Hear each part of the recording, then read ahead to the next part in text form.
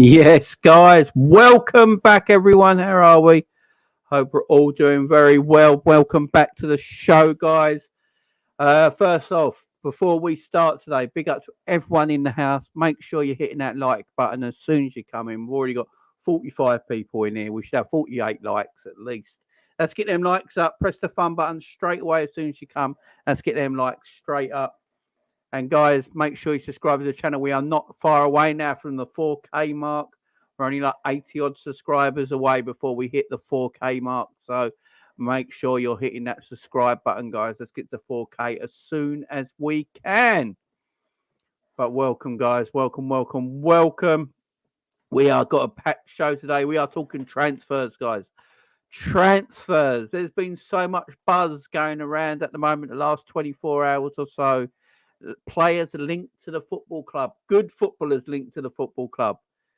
We're going to talk about it. Big George has only just come in as sporting director, and things look like they're happening. So yeah, big up Big George coming in into the role, and looks like things might be happening. So yeah, big up to everyone here right now. I do appreciate it. Make sure you're hitting that like button. Let's get some people in the chat right now. John in the chat. Love that intro, Jamie. Big up to you, my man. Big up Matt Jane bringing back metal music for Klopp's heavy metal midfield. You know. Big up Doug. How you doing, my man? Big up King Adrian. How you doing, my friend? Hope you're doing well. Football Content Factory back in the house. How you doing, my man? Hope you're doing well. Beautiful day and positive news. Big up to you, my friend. Big up Daz in the house as well. Big up Ant, how you doing, man? Hope you're doing well. Big up, fella. And come and give us 150 minutes for Barnes. poor Ant. Big up Ali in the house. How you doing, man? Big up Bruno, Redbird. Big up everyone here. Big up to everyone in the house right out. Simba, Captain Sal. How you all doing? I hope you're all doing well, guys. I hope you're all doing well. Hamza in the house as well. Yeah, we've got lots to talk about, guys. This is going to be a packed show. Packed. Right, let's get to it. Transfer news. Exciting times coming ahead for Liverpool Football Club this summer. Hopefully,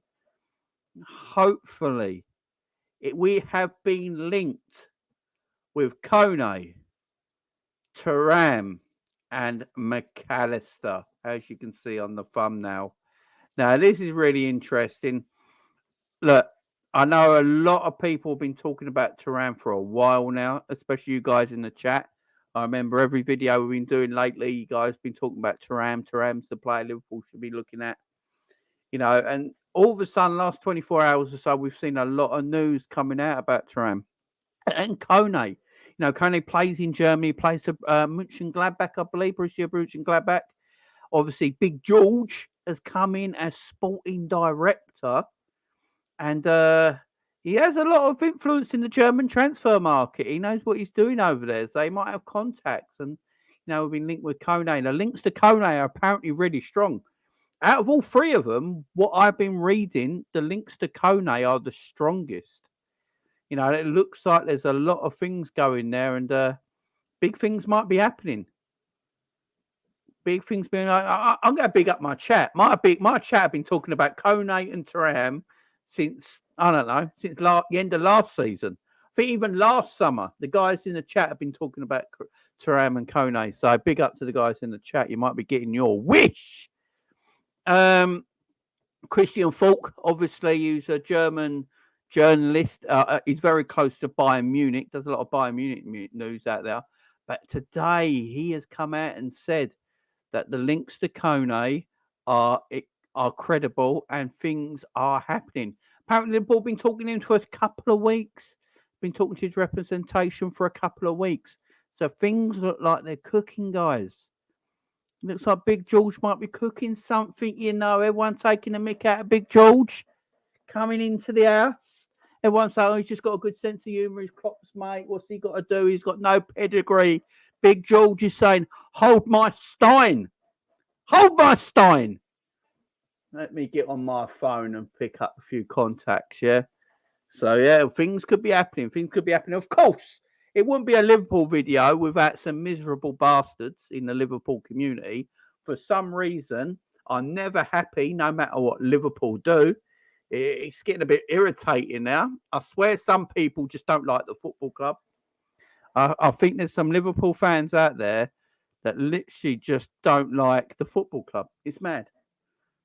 It's mad. It's this could be a good sum. Obviously, none of these players are signed yet. None of these players are signed. As soon as these players sign, my God. But if we can manage to pull off Kone, Thuram, and Mac Allister in one transfer window in that midfield area, guys, how happy would you be in the chat? Now, I want to know, guys, give me a percentage. How happy would you be in the chat if we got Kone, Mac Allister, and Thuram in this midfield this summer? They're our 3 midfielders we buy this summer.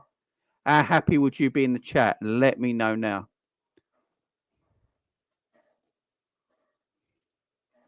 Let me know. Give me a marking out of 100% or out of 10. Let me know. Let me know. Recency say 9 out of 10. 100%. 100%. Lated said we know 100%. I'll take that over 1 Jude. He's injured exactly. 200% says Moz. Hamza 90%. John in the chat. Big up John. 100%. 195. 100. If we've got a centre back, we'll talk about that. Jamrock 6.5. Jamrock, tell me why 6.5, my man. Up to says 50. Up to let me know. No, let me know for midfield. Happy 200%. 65% says Jamrock. Guys, let me know why some of your ratings. If you're not quite happy, let me know in the chat. What else do we need in that midfield? Do you want some people to go? Some people hanging around the club. You're like, I'm not happy about. I'm happy with them ones coming in. I'm not quite happy with some that are still at the club. Let me know in the chat. Be out clean sleep. How you doing? 10 with a centre back. Right, there is news about a centre back. We'll get to that centre back in a minute. Be up Jason, very happy 100%. Be up Danny in the house as well.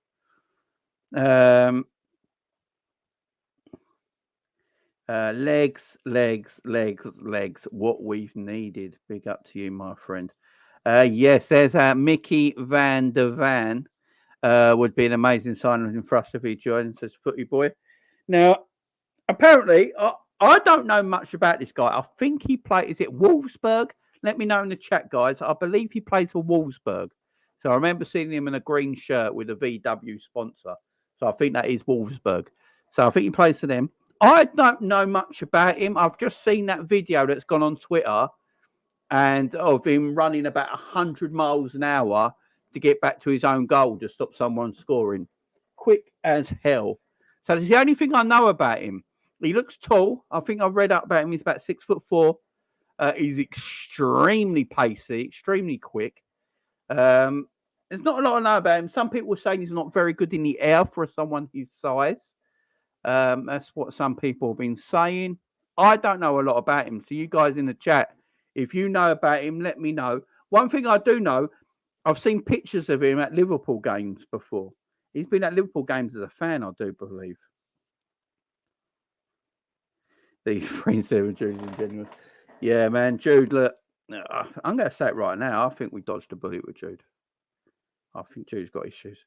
Big up Jamrock. That midfield isn't balanced. We still need another attacking midfielder that can score goals. With the way we play, Jam, I know what you're saying. Look, I've looked at Kone. So let me have a look at Kone a minute. So I've got Kone's stats up here. So Kone has played 30 games this season, yeah? Kone has played 30 games in the German league this year. Got 1 assist and 1 goal because he's merely a defensive midfielder. That's sort of the position he plays, defensive midfield. Now, we're after. Look, there's people been asking us to buy a defensive midfielder for some time. You know, people going on about why didn't we buy 𝗜𝗙𝗢𝗢? Why weren't Liverpool in the mood for 𝗜𝗙𝗢𝗢? Now, what I'm looking at here, the stats I'm looking at, so you can tell me if I'm wrong, guys, because I ain't going a lot. I haven't watched him a lot, but what the stats are telling me here, he plays defensive midfield. He's played 30 games in the Bundesliga this year, so he's pretty and ever present.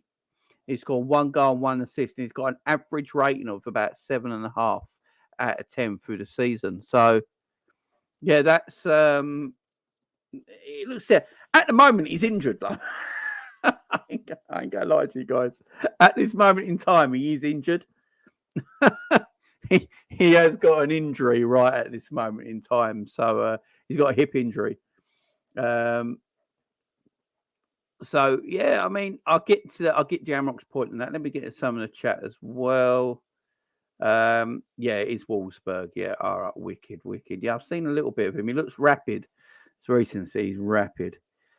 He's blistering. Do you reckon he's a Matip signing replacement, guys? Let me know in the chat right now. Do you think he'll be a Matip replacement, a Joel Matip replacement? Is that what we're looking at? A replacement for Joel Matip? Possible centre backs, my opinion, Van der Van, Kinsale, Timber, or Colwill. Yeah, big up, Zach. I think Colwill. I think Brighton are trying to buy him for 30 million or something, and he got turned down today, didn't it? Did you see the picture of him at Anfield, Jamie? He's a Liverpool fan. Yeah, I've seen a couple actually. I've seen a few pictures of him at Anfield. Yeah, all I know is what Jay is what you showed us. Yeah, that's the only thing I know really about him. I'm not going to sit here and pretend I know anything about him. I'm not going to lie to you guys and start bringing up things that apparently I've seen, which I really haven't. I don't know much about him. The only things I've seen is he's rapid. I've seen that one clip on Twitter that we showed you guys on the channel last week when we were looking at him when we were linked. He's absolutely rapid. Then I've gone back and seen I've seen little bits of him, footages of him on you. I've just Googled him on YouTube and searched him on YouTube and stuff like that and seen things of him. And he is very quick. Some people that know him a little bit better than I do and watched him play have said he's not great in the air for a man his size. You know, I think he's about 6'4", so he's not great in the air for someone as tall as he is. But I think the way we play with the high line, if Trent's going to be inverted again next season, you need pace at the back. And you've got Konate with his pace. Virgil is not slow by any means, but he's just not as quick as he was, but he's still quick. And then you got this new guy. Maybe that's what they're looking at. They want pace at the back. They want speed. You look at Man City. Man City are quite quick at the back. You know, Ake's quick. You know, Walker's quick. Diaz is a little slow, but Stones ain't the slowest. He's got a bit of pace on him. So they got pace at the back as well. Maybe that's what Liverpool are looking at, especially the way we play. We definitely need pace at the back. Big up, Jen, with the super chat. Much love to you. Thank you very much, Jamie. Big up to you and family. How's Penny doing? Penny's doing great. We've had a great day today. A great afternoon out with the kids and that, to the parks and that. It's been a beautiful day. Thank you, Jen, for the super chat. Kone seems to be quicker and more dynamic. He suits our high line and style. And you guys know more than me, guys. Loving it. You guys in the chat are brilliant. Hate all the crap. Did we see the pic of him in a candy shirt? Big up GR in the house. How you doing, my friend? Big up Albert in the house. Kanji's very quick. Yeah, Kanji's very quick as well. They got pace. Why the club didn't go back to get your guys? Negotiation with Chelsea is currently stuck. Big up, my friend. Kone's probably a better deal for Liverpool. Maybe Liverpool looking at it and thinking Kone's more athletic. Maybe he's a little bit quicker.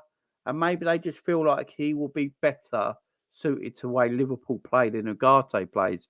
This is the problem with the transfer system. Now, there's a guy on Twitter who I don't know if he actually supports Liverpool or he just hates the club. I'm not sure if he just hates the club, he supports the club or what, but he's always moaning about Liverpool Football Club all the time. I think his name's like Combine Red or something like that in his Twitter thing. John O'Sullivan, I think is his Twitter. But yeah, he's always moaning about Liverpool Football Club, and he put a tweet out today saying that, you know, he's going, I like Mac Allister, Thuram and Kone, but the FSG super fans would have you believe that Liverpool have been heavily linked to players from clubs like Brighton, Rennes and Borussia Mönchengladbach is something amazing. And then he's gone on about, you'd think we're being linked with players in their prime, Barcelona, Bayern Munich and PSG, the way people were defending FSG, right? That's what he said on Twitter. And I've seen a few of this on Twitter today because people need to be miserable, right? So I replied to this tweet and said, didn't Man City buy a defender from Bournemouth, a defender from Everton, a defender from Tottenham, a winger from Aston Villa, a winger from Leicester City? Am I mistaken? Am I mistaken, or did them things not happen? And they still won things. So we got to get out of this narrative. People are just miserable all the time. They're just miserable all the time. I don't get it. Have some... Look, these are good footballers. You know, they're good footballers. It don't matter where they play. Yeah, so I could go and... We got Arthur from Juventus. We got Arthur from Juventus. It didn't work. You know, you can go and get a player from Real Madrid and Barcelona. They sometimes don't work. You've got a quality player in Mac Allister who's good enough to play for the Argentinian national side and win a World Cup. Because he plays for Brighton, apparently we can't get excited about it. It's madness. What are we doing here? City got Jack Grealish from Aston Villa. You telling me they couldn't have gone to Real Madrid and got a better winger than Jack Grealish, but he suited the way they played? They went and got Mahrez from Leicester. They got Ake. Pep Guardiola brought Nathan Ake from Bournemouth when they got relegated. And now he's probably left back of the year. Come on, let's stop. Let's stop with the negative stuff, guys. Stop with the negative stuff all the time. You know, it's just madness. People tweet stuff. I swear they're not Liverpool fans. I'm going to tell you right now. I swear there's some people out here that just hate the football club. Like, they're not happy with anything. Like, anything. Am I happy with the way FSG run our football club right now? No. Is everyone else in the chat probably happy? No. We know there's issues. Am I happy with Klopp all year? No. I know there's issues, but I'm not going to always be down about it. I get excited about transfers, guys. I don't know about you guys in the chat, but I get excited about transfers. I don't care who we're after. Sometimes the player could be really meaty and terrible, but for some reason I get excited about it because there's a transfer and I'm like, oh, you know, who are we after? You know, it's all that, oh, we got to get that player, we got to get that. It's exciting times. Why can't we be excited?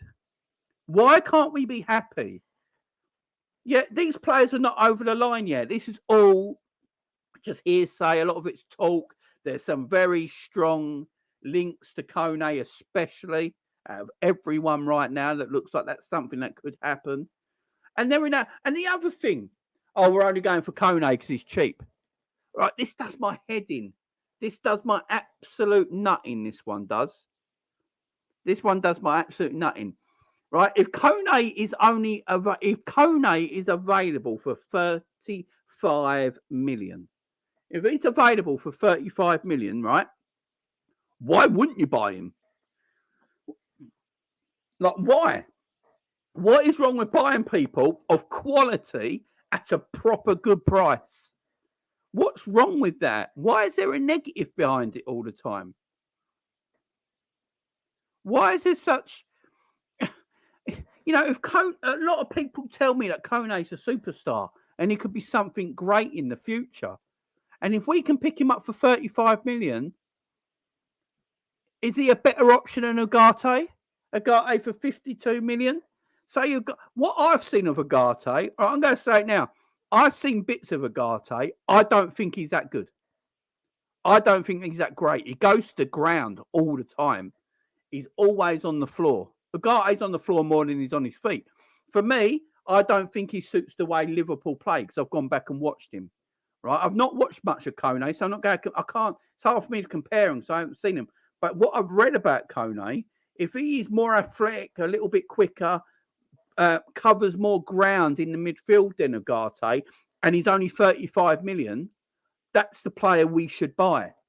We shouldn't buy a player because someone on Twitter says, oh, that's not the right player to buy. Why do we always do the cheap option? Blah, blah, blah, blah, blah, blah. And talking about why are we buying players from Brighton and Mönchengladbach and stuff like that. And as I just said, Manchester City built their defence on players coming from Bournemouth and Everton and Tottenham Hotspur, yeah? Liverpool bought the best defender in the world from Southampton. We bought the best defender in the world from Southampton. We bought arguably one of the best informed left-backs in world football when he was at the time, maybe not now, in Robbo from Hull. Mane, who went on to be one of the best left-wing attacking forwards in Europe from Southampton. Why do we keep doing it? We haven't gone to Real Madrid and PSG and Bayern Munich. We're not a serious club. We're not a serious club. We're not a serious club because we've not gone to Brighton. We've not gone to Bayern Munich. We've not gone to Real Madrid. And we've not gone to Juventus to buy players. Well, we're not a serious club. We're shit. We're crap. We're not serious, guys. What are we doing here? It's a joke, man. It gets on my tits. Super chats. Big up Michael Ramsey, a guy who goes to ground too much easily for me. Big up, Mark. That's what I just said. Big up Michael Ramsey in the house. How you doing, my friend? Thank you very much. Big up LFC Aaron in the house as well. Roma, Youth, Schalke, Southampton, Hull, Monaco, Sunderland, Newcastle, Roma, Hoffenheim, Southampton. Those are the teams we signed our starting Champions League winning side from. Big up to you, Aaron. It's just like what I just said. You know, it's just like I just said. It's pathetic. People just, big up, Aaron. Beats in the house. How you doing, my man? How are you doing? Again, Jamie. Big up to you, my friend. Big up to you. Big up to everyone who's giving out the super chats. Much love. I do appreciate it. Yeah, it's just,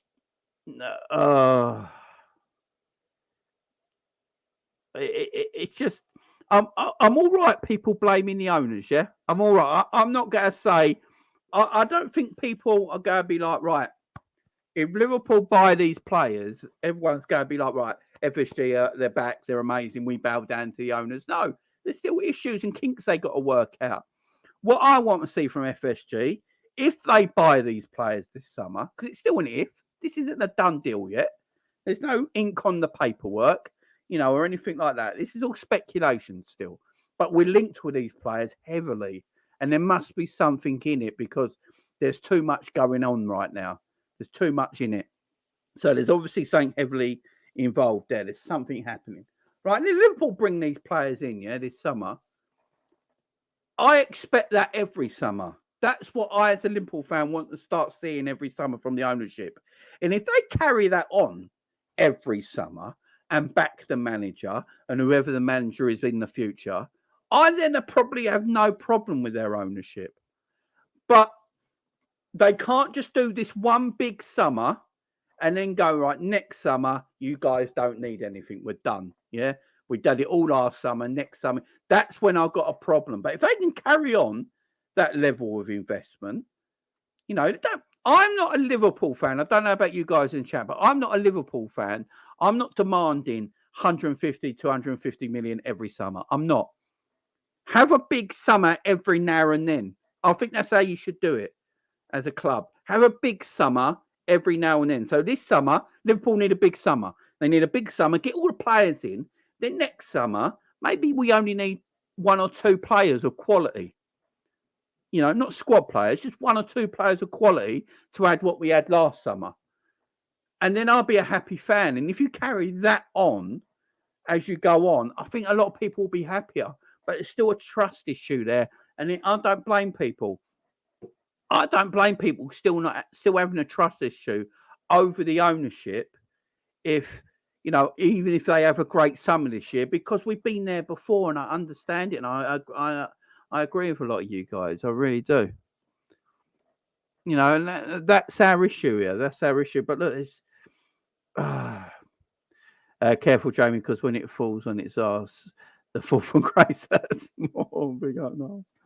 Big up, Noel. Big up Fozzy, big up Jane Bro. Different generation, unfortunately, seasons overall. Talk about unnecessary stuff. Big up Fozzy. Hope you're doing well, my man. Hope you're doing well. Guys, go and subscribe to Fozzy. Go and subscribe. Xavi Simmons was a free to PSV. What have we been doing? Do you know what, Xavi Simmons? I've seen him a few times. I'm not big on him. Could be another cater. Let's hope not. Let's hope not. I wanted a guy who's cracking player, but Mac Kone and Thuram will do me though. From an optimistic red, keep going, Jamie Ladd. Big up, Frank. Big up, Frank. They just want to brag about how much we spend. Yeah, I know. People just want world-class players. Yeah, of course you want world-class players. Who don't want world-class players?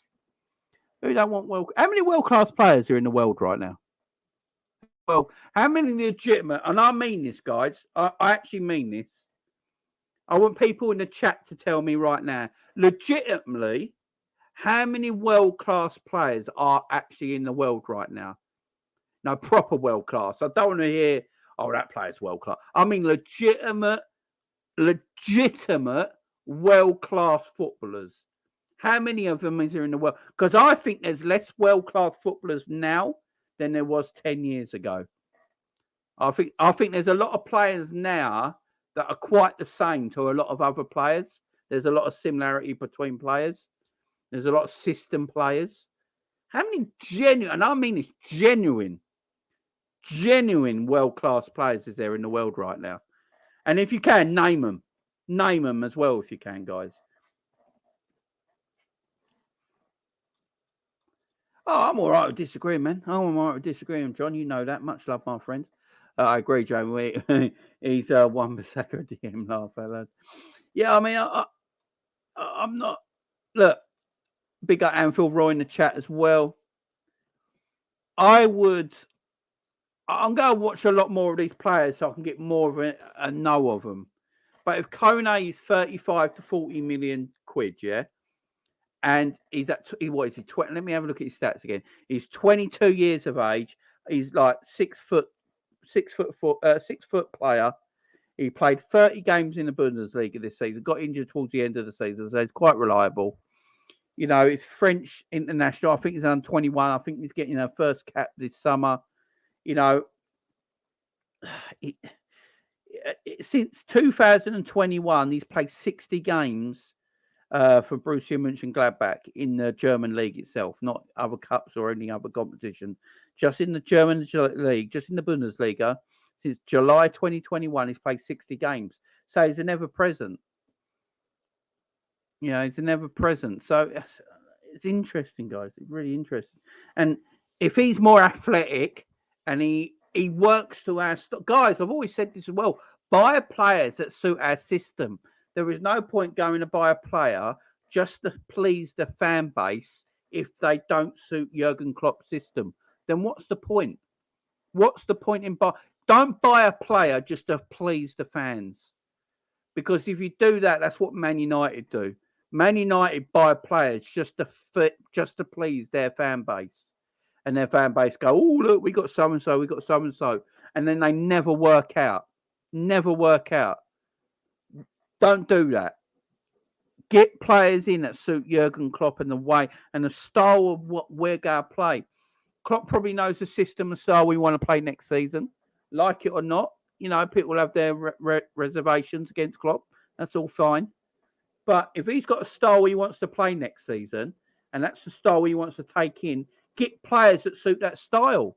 So if Kone suits that style, and he's like £15 million cheaper than Ugarte, but he's more athletic, he's quicker around, he covers more pitch, he's quicker, you know, go and buy him. It's not a cheaper option. It's buying the better option. That's what people have got to get in their head. Liverpool are not sometimes buying the cheaper option. They're buying the better option. Look at Jota and Werner, for instance. Jota wasn't the cheaper option. Jota was the better option. You know, we've got to be careful with all this, you know. Yeah, exactly. Matip for a free. What a great buy he was. Mr. Bud in the house. How you doing, my friend? Let's get those 3 players in fast. Exactly. Big up live. How you doing, my friend? Hope you're doing well. He's upset, Jamie. Just miserable Liverpool fans. Yeah, big up Aaron. Definitely right. I'd rather buy players that are hungry than players that have eaten, bro. Yeah, exactly, Young. Exactly. I agree. Faceless London. After the season we had, is this the time to be happy? It's fun. You know, that's what I'm saying. We've had a miserable season. Anything that looks exciting that's coming over the horizon, it's got to cheer me up a little bit, you know. Our season's been terrible. We finished 5th in the Premier League. We're playing Europa League next season, guys. You know, it's not been a happy time for us as a Liverpool fan. But over the horizon, I can just look over the horizon over there, and I can see a Kone, I can see a Thuram, I can see a Mac Allister. And I'm like, it's just cheering me up. It's making me a little happier. It's making me look forward to next season. But at the moment, it's still on the horizon because the ink is not on the paper yet. They might not sign. They might not sign and something happens and Liverpool gets someone else in. But if that happens, yeah, we'll talk about it. But then we'll see what plan B is. You know, as long as this summer's going to be massive, guys. This summer is going to be huge for this football club. And we're going to have this. The thing about this summer, it's so important they get this summer correct. They have to get this summer correct. If they don't get this summer correct, we're in trouble of falling even further behind next season. Yeah. I mean, this is what Liverpool fans are like at the moment. We're all a bit anxious because we know how bad it's been. We don't completely trust FSG to do the right thing either. You know, some of us don't trust Klopp at the moment. Some Liverpool fans are looking at Klopp and going, are you actually the man to rebuild this team? You know, are you the man to be ruthless enough to rebuild this team? There's some fans that are like that at the moment. So a lot of Liverpool fans are really on edge and really don't trust anything at the moment. And do you know what? I don't blame a lot of Liverpool fans. We just finished 5th in the Premier League. We had an awful season. The summer before, last summer's transfer window was awful. Nothing panned out the way it should have done. So I can understand why everyone's a bit on edge. I can understand it. But I'm trying to just bring a bit of light to the situation, guys. I might not be correct in what I'm saying. You guys might think, he's talking trash. That Jamie Phillips on his channel, don't go and watch him. He talks trash, you know, always bigging up FSG. I'm not bigging up FSG. I'm not bigging up anyone. I'm just trying to put a bit of happiness into the Liverpool family at the moment because we're one big family. We're a Liverpool family. You're not just my live chat who come here every week. You are my family. We're one Liverpool family. We're just trying to cheer each other up, looking at the horizon, seeing that there's players maybe coming in, like a Thuram, like a Mac Allister. We're going to chat about it. We're going to talk about it. Yeah, they're not done transfers yet, but let's try and cheer up a little bit. Let's put a smile on our faces.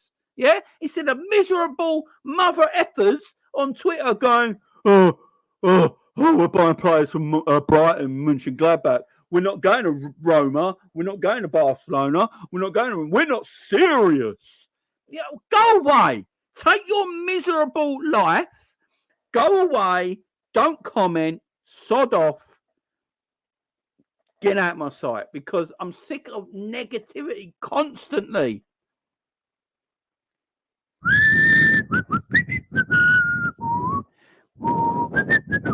It's always a happy song, Jamie.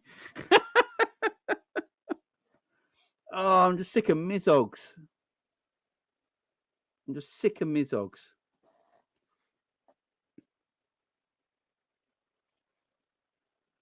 Big up, New Beats. Big up. Guys, what I might do, I tell you what, I'm in a good mood.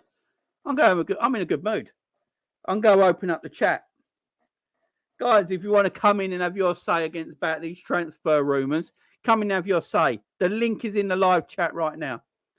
The link is in the live chat. Hit that link. Come in and have your say. Come on. Let's do this. Come in and have your say. The link should be in the chat.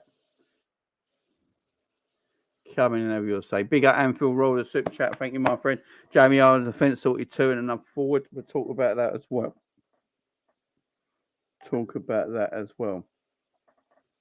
But Fab is finished. I mean, yeah, Fab. Yeah, we're going to have to talk about Fab. That's why we're after these players. Yeah, there's the link, guys. Come in and hit that link. Come in and have your say, guys. Let's chat about some of the transfers. I'm in good moods. Let's talk about it. Yeah, let's talk about it. Big up Dean in the house. All these top clubs are looking to rebuild also. Why do you think they would sell their best players to us? Would we sell our best players to European rivals? No. That's the thing. Mönchengladbach and Brighton and Nice are not really European rivals, are they? You got to rebuild in a smart way. Yeah, big up. Right, let's get Bruno in. How you doing, Bruno? Yeah, I'm doing good. Thank you very much. Go on, man. Have your say. Yeah, we was talking about the players that we've been linked with, yeah? Yeah. The Thurams, the Kones, and the 𝗜𝗙𝗢𝗢s of this world. I've been talking about Kone and Thuram for weeks. I've been saying it for weeks that we go for Thurams and the Kones. Yeah, and I think there was a Mac Allister, obviously we're getting him apparently. Yeah. I'm just hoping that this actually goes through because it's not actually on the signature yet. And then I saw this report, which I just want to flush down the toilets. And yeah, I want to grab whoever wrote this report and flush it down the toilet. That apparently we're only going to go after one. That's a load of crap. Yeah, flush it down the toilet. Grab the report and flush it down the toilet. I don't want to hear that negativity crap, man. Give me 3 players. I don't give a rat's ass. I want to see consistency. You was talking about how if they're consistently invested, that's what I want to see. Consistency, consistent investment. Not you do it one summer and then next summer, which is what I've been saying on this channel and on Coppish TV. Shout out to Matt Drifty and Callum for weeks. Yeah. You invest consistently. Once you get to the top, you stay at the top. You invest to stay at the top. That's what you have to do. If you don't, you end up in the situation that we were in. Like this is, I've told you 100 times, this is 1990-91 season. That's what last season was. I said it several times. No one listened. And now Klopp has been left with egg on his face. Hopefully he's learned his lesson. We need to now build on from this positive vibes, and hopefully those 3 signings will be the start of something special. I'm hoping that they bring in a backup for Sarah. That needs to happen. It's essential that happens.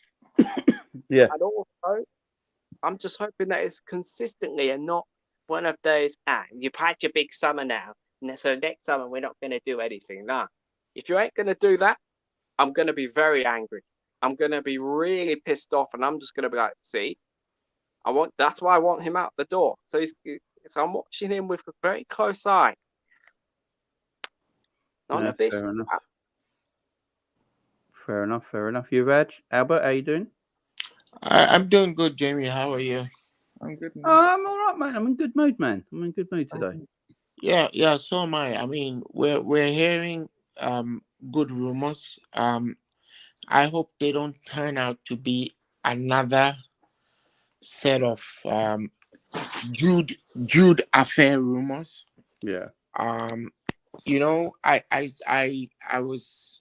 been watching you, and you've been complaining about how agnostic Liverpool fans are. Yeah. Liverpool fans are agnostic because of what has been happening in the past. I mean, for the last 2 years, we've been at the end of a stick, basically at the end of a fly, like a rod, an angler's rod, looking to hook some trout, and at the end of the day, no fish bit. So we are basically on tenterhooks right now, and they don't believe anything until they've seen something. I think that in a perverse way, the best thing that could have happened to us was finishing 5th, because it has made our owners and Klopp himself sit up. There was a lot of complacency, a lot of basically nonsense, rubbish talk, I didn't need any midfielders. We have everybody. The loonies are going to come back. And especially the last match kind of gave them a kick up the ass, because you will recall that they started getting complacent again after the few matches we started doing well. And this notion that somehow or the other we are good to go with Fabinho has finally been put to bed, right? Because if we intend to do better next season, Fabinho shouldn't be the halfback that we intend to rely on. We should have better halfbacks. Fabinho should play less minutes. That is, if he's still at the club.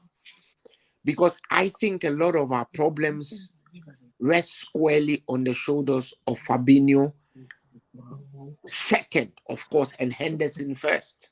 You know, so I like the looks of Alexis Mac Allister. I think he's I'm going to say this, and it's my opinion, so please don't nobody should eat me up for it. I think he's a much better player than Jude Bellingham. I think. I agree. Reason I say so is this. Go on, go for it. He is a World Cup winner. He plays in a team that he has more or less, with a few others, with Caicedo, I say, carried on his shoulders to a Europa League position. But for a little bit of inexperience, Brighton are top 14 today. They've beaten everybody. So he's and I thought he was the best midfielder in the Argentine team and the most consistent midfielder. Forget Enzo. Enzo is a good-looking poster child. We've seen his limitations at Chelsea. So let's be happy if they get him. Khephren Thuram is an amazing player. So is Manu Kone. If we get those three, we are good to go.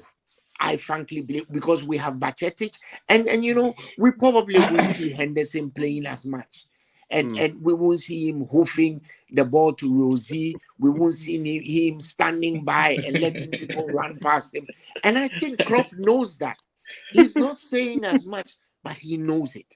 Yeah, so let's give them the time to solve. We will know by December whether this thing is going to work out. At the very least, we are demanding a stiff competition to Manchester City. We are demanding at least qualification to the Champions League, and then we go from there. Don't forget the owners, as indifferent as they are, they've been hit in the pocket, because they're going to lose about 60 million euros. You know, that's a big amount of money for people who don't believe to lose. So let's see what happens. But we also have to understand how the supporters feel, and especially my man John O. Man, John O is he doesn't believe in anything. Tell him that the distance between Lime Street Station and Anfield is 2.5 miles, and he'll tell you are shitting him. He doesn't believe anything. It's unfortunately it's just how we have been made to go this season. Have been asked. I mean, it has been really bad, and I don't blame the supporters. Many have become agnostic. Many that wanted to give Klopp a chance, I don't feel the same anymore. I think he should go, but a majority of the supporters feel that they should give him a chance. So hey, you learn to live. I mean, you're married. You learn to live with what you don't necessarily agree with. It's a compromise. So let's see what happens. I think with those three we are good to go. They need a center back. I don't know about Van der Ven. I don't know about him. I thought we should have gone for somebody like Ignacio. And hey, let me say this before I allow others to come in and contribute. I think that Liverpool have dodged a bullet with Jude Bellingham. We really have dodged a bullet, because that kid needs a knee operation. At 19, if you need a knee operation for a possible ACL, that's like 10 red flags. So we may have dodged the bullet. Let's thank God that we've dodged the bullet, because I've read something from, is it Dario or one of those Spanish things that Real Madrid are now demanding a medical report on Jude, and it's highly likely that the move to Real Madrid is off. He's going to have to play another year pending on how the knee up goes. His father was asking for too much money. His father is his agent. He was asking for so many things. I even heard that, and this may be false, that there were some links to private jet access and all kinds of things, and Liverpool got frightened and just bowed out. So it wasn't actually the asking price. They could have paid the asking price. I mean, Klopp was the manager of Dortmund. So if anybody has links with Dortmund, he will. So we may have dodged the bullet. Let's thank God that we have. Let's see what the season brings. Let's hope that we are not going to get our players injured before the season starts, like happened this time when the likes of Konate got injured in useless and needless friendlies. Let's hope all that happens, and then we go from there. Yeah, fair enough. You, Vag, what did you want to say, mate? Look, these links I'm actually happy with about, like, we're getting the right players, in my opinion. And but look, if we're gonna get these players, they have to be quick, because let's not act like we're the only club interested in Kone and Thuram. There's other teams interested in them too. I think Newcastle wanted Thuram. Kone's been linked with Chelsea potentially cover, but look, I mean, dodging Jude was probably the best scenario ever, because I think the injury is not good. At 19, you should not be getting that type of injury. That injury should be happening at 25, 26. At 19, that's worrying. So I think I'm happy we didn't get Jude now. I mean, the thing is, I think Jude was a bit overrated, but I think he's good, quality player. I'm not denying that. When I say he's overrated, doesn't mean he's awful. I think he's a quality player, but I think he's a bit overrated by people. A bit overrated, but overall, I'm actually, happy that we're getting hopefully. Well, let's be honest. We know these owners. They are obviously going to go down the cheap route. I don't know if I'm not going to get too hyped, because I know these owners try to trick us every time. But I hope we get these three in. I actually hope we get these three in. Look, I think we will. I'm pretty confident. So yeah, overall, if we get these three in, I'll be happy with the window. We need a centre back and a right back, potentially. But yeah, I'm happy with the window. If we get these three in, a centre back and a right back, that's a good window. Will we win the league? Probably not, but I hope we can challenge at least. But yeah, I'm happy if we're linked with these three. I'm happy. Yeah, fair enough. Dane, how you doing, mate? Hey, hi guys. You guys good? Yeah, we're good, man. How are you? Yeah, but you see that. So I was literally looking at our midfield, doing like a comparison and what's been happening. So before I get to that, I want to say, as much as we are linked to these players, right? Mm-hmm. There's one thing that I know for sure that will happen. It's with Klopp. As much as they are good, as much as we say, yeah, we're gonna revamp midfield, get new players in, blah blah blah blah. But Klopp will always have his favorite. If you look at the stats, right? Fabio Carvalho, Curtis Jones, James Milner, and Henderson, even Fabinho as well. If you look at the stats, and by Sechi, Fabio Carvalho and Basetic are the only two players that have better stats and goals and everything else, progressive passes, but who knew exactly what to do with the ball when they play. Given Fabio Carvalho didn't play a lot of games, right? He didn't really play. He was coming on as a substitute most of the time, but he did more in those minutes than any of our midfielders. So as much as we say, people say he's not good enough. I mean, what does it mean to be good enough? I mean, what do you mean by he's not good enough? What do you want him to do? He's getting a lot of good game time. He's not being given enough minutes to prove himself.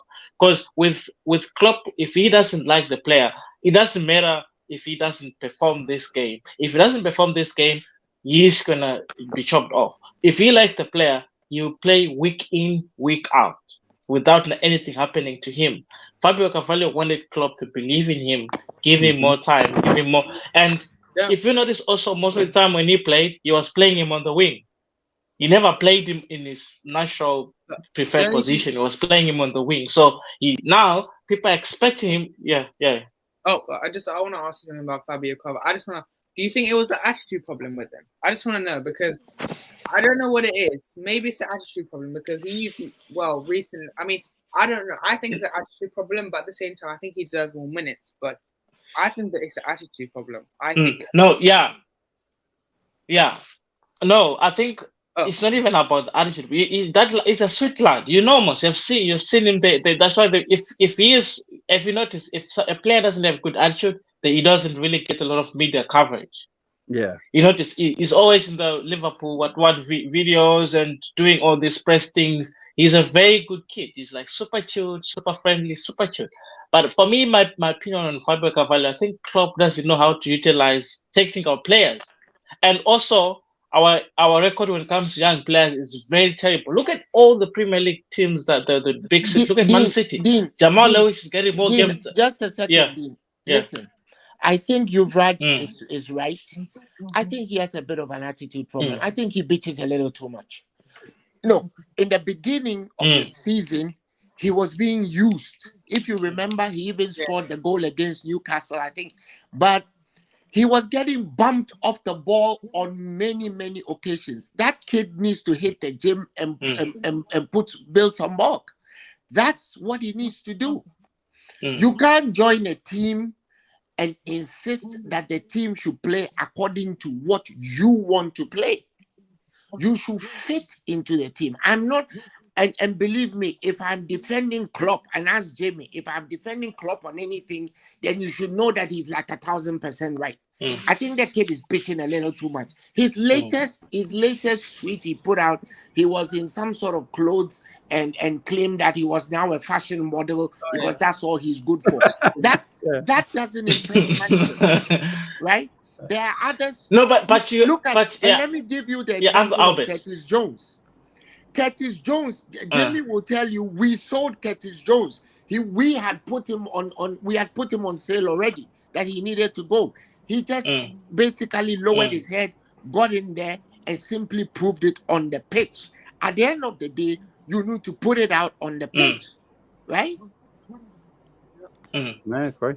But yeah, I 100% agree with you there, Uncle Albert. But look at it this way: the kid was signing at Fulham. He was a starter. He was a guy. He knew that I'm starting, right? He knew he was playing, and then now he went to his dream team, his dream club. That he was very excited. You can tell it from the first interview. I'm so excited, and I want to play for this team and whatever, right? Yet when he came to Liverpool, then it's not. And nothing is clear whether he's a project player, one for the future, or he's a starter. I don't know what they told him in the contract or when they negotiated.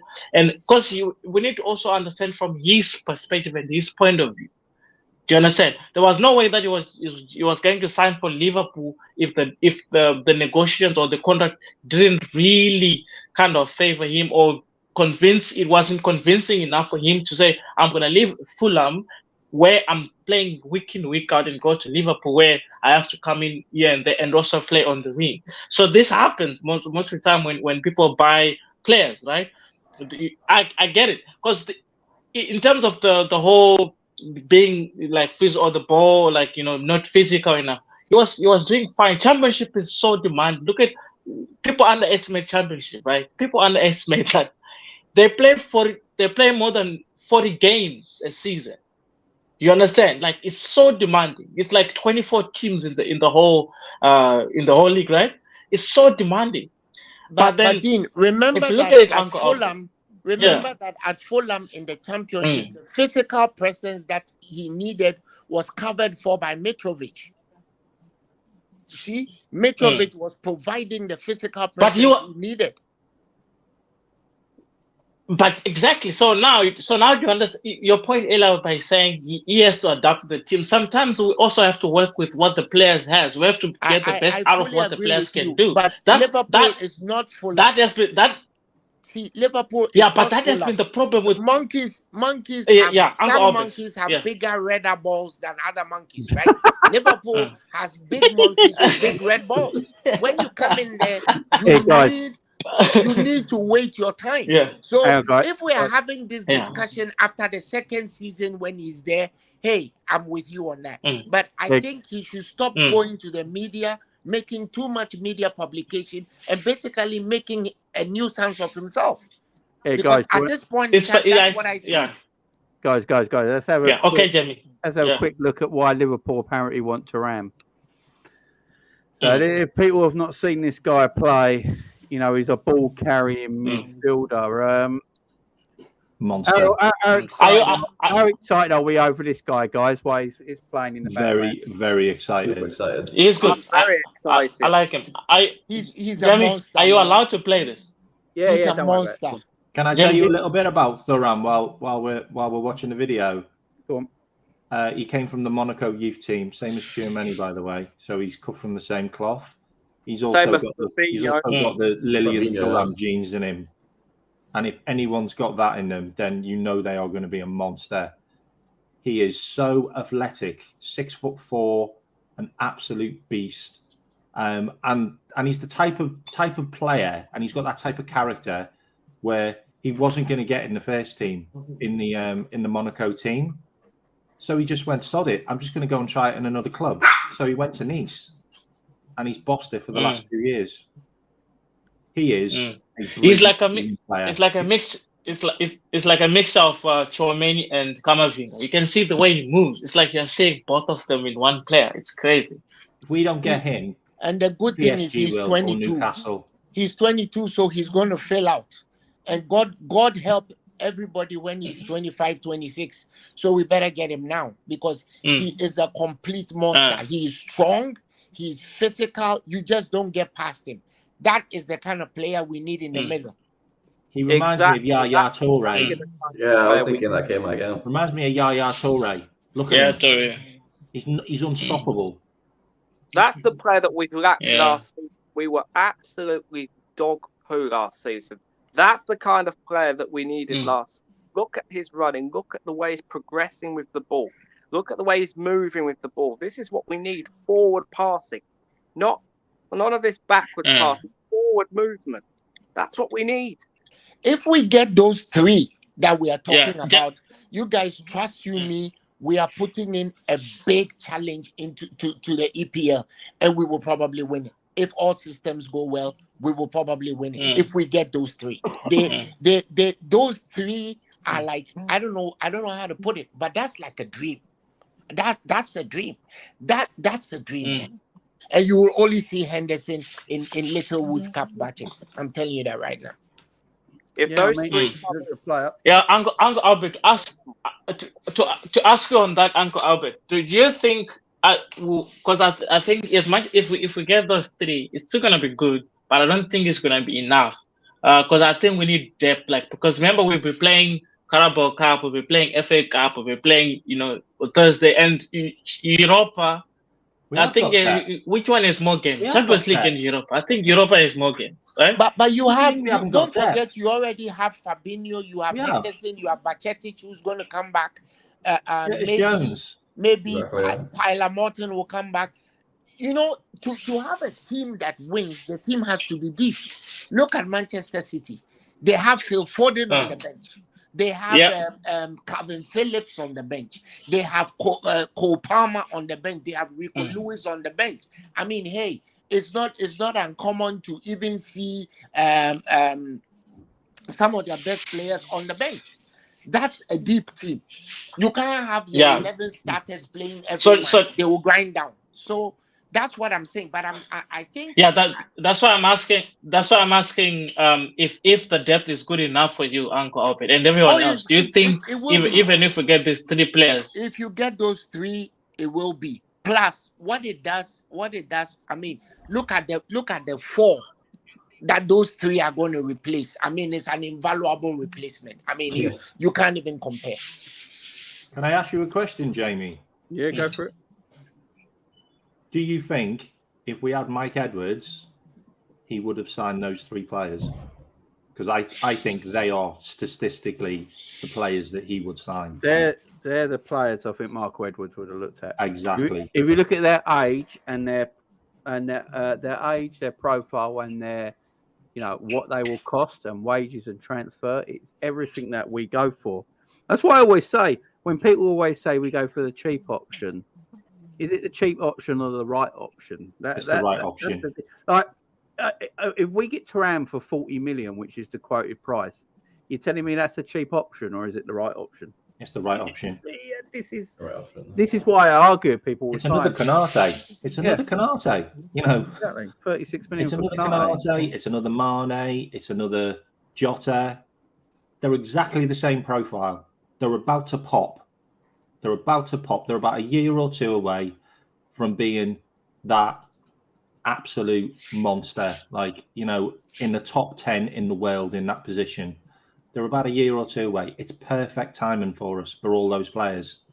And if we don't get them, I'm telling you, they go into other teams. Yeah, we gotta get them now, because they're gonna double in price at least. So yeah, and then we won't get one. And that's the frightening bit. That's the frightening bit. Having given them all the publicity we've given them, we have no business letting them go, man. Because if we let them go, they're gone elsewhere. And if they go elsewhere, we're in trouble. Let's not forget Newcastle. Even teams like Sheffield United will go out there and pay, because they're another shake team. Let's not make any mistakes. Funny. They're at clubs as well, where they have to sell. Like, if the offer comes along, they won't turn it down. I can't remember the last time Nice got a £40 million offer for a player. Like Mönchengladbach. I mean, for example, the timing for Gakpo was excellent, because Gakpo today would have been at least 10-15 million pounds more than we paid for him. Yeah. And at the time, PSV needed the money, so they sold. I think we should also go for Simmons. Xavi Simmons is the real deal. I think we need to look into him as well. He needs really more time. He needs more time. He's too young. But it's going to be expensive. This is the one thing I want to mention. We need to, because as much as we keep on saying he has to prove himself, but why can't he prove himself at Liverpool? We can get him, send him to why don't we? Why don't we do that? I don't think Klopp will give him a proper go. I think it's better for him to develop somewhere else. I'm sorry, man. That's another Fabio Carvalho. I'm sorry. Yeah, that's what I'm thinking. I was just about to ask. It doesn't fit the formation. I was just about to ask the same question, that how does he get into our side and actually get to start? Because don't forget, we have some pretty good players in the forward positions. Because I always think this would be very nice business. If you look at a team like Liverpool can attract all kinds of players, right? As much as we get all these players that are really good, that is like a high ceiling with potential, we can get those players on a cheap, loan them back to the club to develop for maybe 2 years or 2 year or season loan. We see how they develop. Either we sell them or we do something with them. We've been doing this with players like Grujic. He's been a Liverpool player for a while, up until we realized no, he's not good enough, and then we sold him. We can still do that with players, because some players really, as much as they have to prove themselves, but it could be good business. You get them on a cheap, send them on loan, they develop. If you see they're good enough, and then you start them or you sell them on higher, then you get also profit, in my opinion. Because I think Simmons to me is another Anthony. He'll go for like 70-80 million and he'll flop. I'm sorry. That's no, if you think it's gonna be expensive, then that makes sense. Xavi Simmons is on loan to PSV, right? No, I think he was on permanent. I think he left PSG on permanent. Okay. I think so. I think he left because he wanted more game time, and that's how he developed. Because at PSG wasn't. He left on a free transfer. Yeah, he went to PSV this season on a free. Didn't he? I just, unfortunately, I just don't see him getting past Gakpo or getting past Jota. Don't forget that most of the time Jota is on the bench. So how is he getting past? Fair enough. But I mean, I think we need variety. I think we need different type of profiles of players. And as much as we want players that kind of suits our gameplay and all that, I think we need a variety of players, because it has been the problem as well when Klopp doesn't know how to set up his 11 according to the opposition we play, because he's got the same type of players everywhere. When you get a player, he wants exactly the same. And I think we've been found out, because every manager in the league, they're developing new skills, new tactics every season. Look at Brighton. They were beating us with Potter when he was there. When De Zerbi came, he did something different. He went on another level. You see, it's every manager is developed. Every manager is kind of finding ways to win, and we've been stuck with the same tactics, same type of players, same type of gameplay for a long time with the same type of players. I think we need more. I think we need to start sort of shuffling tactics around, changing, like in-game tactics. I have no idea what football team you support, because Liverpool don't do that, and neither does Klopp. So yeah, I know, but that's why I know, but that's what I'm saying. It has to change. Yeah, that's what I'm saying. I know, but. I know. That's what I'm saying. It's not working. Yeah. He needs to change it, man. Yeah. Stop using the same dead tactics. The high line. I've told you this. I don't know how many times. Get rid of it. I don't want to play against Man City, and you're playing the high line. Guess what happens? 8-0 Manchester City. You play against Flipping United high line. Guess what? 9-0 Manchester United. We don't do change the tactics, man. The problem. Hang on, guys. Hang on. Let me just say this. Representative on Super Chat. So, Michael, big up, Michael. I think this is about whoever was talking about Curtis Jones and that sort of talk of trash, rubbish. Jones proves nothing on the pitch. Carvalho is better than the rubbish Jones, and Elliott combined his fingers tight. So, right, that's big up from Michael. Wow. And that's going in. I think Michael is highly mistaken. And if anybody is batting for Curtis Jones, and I am batting for Curtis Jones, I think that there's something in it. He is a very good player. That's Michael's opinion, excellent player. I'm not hearing that about Curtis Jones anymore. I'm fully converted. After seeing him in the flesh against Arsenal and the 4 other matches I saw him, he is a very, very good player. There's absolutely no way I'm taking that. Why are we even comparing him to Elliott? Say that about Elliott. They're not even the same player. They don't even play in the same position. Yeah. Uncle Albert, who would you guarantee? How would you guarantee, Uncle Albert? Who would you guarantee starting 11, Jones or Baseki? See, they don't play in the same position. They don't play in the same position. No, I mean, okay. Let's do this. You take Mac Allister, you take Kone. Who are you starting, Baseki or Jones? With those two players, cannot play as a halfback. It will be a disaster to put him in a halfback position. So I'm taking Bacetic. Listen, when Thuram, let me just hypothetically, when Thuram, Kone, and Alexis come into the team, Jones doesn't start. He just doesn't start. We all know that's going to happen. And in a way, I think our manager is doing exactly that. I mean, Klopp should know enough to know that when you have those 3 in your team, you are not bringing them to bench them. That's just not going to happen. Exactly. But you never know with Klopp, eh? Klopp will bring. Mac Allister will play after 6. If you bench them, Mac Allister will play. You see Mac Allister after 6 months. Trust Klopp. Klopp, I don't. He's gonna play Henderson. I'm telling you. I don't want to see Henderson playing 38 out of 38. See Mac Allister as the goalkeeper, right? After 6 months, I'm telling you, Klopp. Guys, hang on. Let K-Mac chat. Can I just have a couple of seconds to talk? I haven't really talked about the transfers. I was on another show before, and those 3 signings are a make or break for me. Like they either get Liverpool back into where we need to be, winning trophies and challenging, or they don't. Because if we don't sign those type of players, then we're not going to progress to get back into the Champions League. It's just not going to happen. But the beauty about those 3 players is they're young, they're hungry, they've just broken into their international teams, all of them. Yeah, one of them had a decent World Cup as well. So they're already playing in the international teams. They're the right age profile. They're the right fit. They're all flexible, which means we can play the inverted right back. We can play the double pivot. We can play the diamond with Mac Allister at the top. Honestly, there are so many different positions they can play. Kone can play right across the whole midfield. Thuram can play right across the whole midfield and also across the attack and midfield areas. Alexis Mac Allister can play the same kind of positions. 2 of them are winners. And the other thing which really, really excites me is we have players that can play next season, which means they don't need to just be thrown straight into the fire, which means they can be gradually brought in, just like we did with Konate, just like we did with Fabinho. You know, if we bring players in at the right pace, then they can pick up the formation and pick up the passages of play and that, which is why Nunez didn't really work, which is why Gakpo didn't really work at the start of things.